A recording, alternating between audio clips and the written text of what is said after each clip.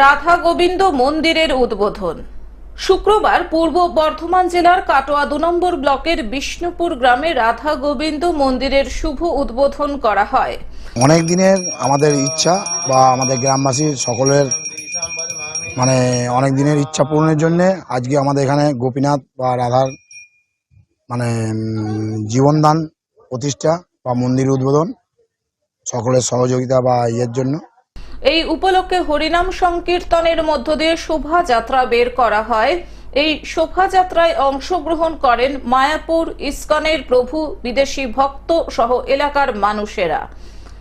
আমাদের গ্রাম বিষ্ণুপুরে একটি মন্দির, রাধা গোবিন্দ মন্দির দীর্ঘদিন পরিত্যক্ত অবস্থা পড়েছিল। আমরা অনেক চেষ্টায় এবং গ্রামবাসীর সহযোগিতায় মন্দিরটাকে যথেষ্ট গড়ে তৈরি করেছি এবং এই মুহূর্তে আমরা আজকের এই ২৪শে মাঘ আমরা মন্দিরটিকে ইস্কনের সহযোগিতায় আমরা উদ্বোধন করছি এবং আমাদের রাধা গোবিন্দের প্রাণ প্রতিষ্ঠা করছি। কৃষ্ণ নামে নাচলেন সকলেই।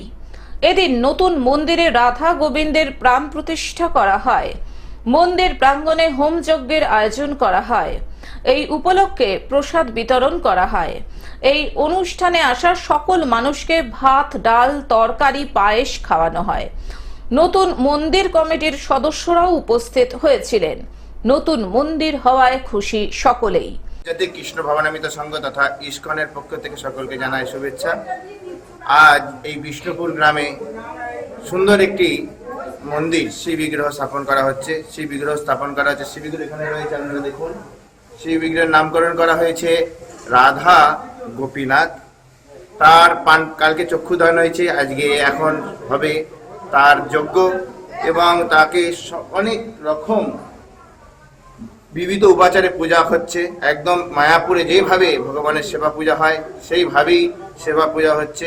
আমরা সকলে মায়াপুর থেকে এসেছি এবং ভগবানকে প্রতিষ্ঠিত করছি। কাটোয়া থেকে রাহুল রায়ের রিপোর্ট, গ্লোব নিউজ। এখন থেকে গ্লোব টিভি দেখুন আপনার স্মার্টফোনেও।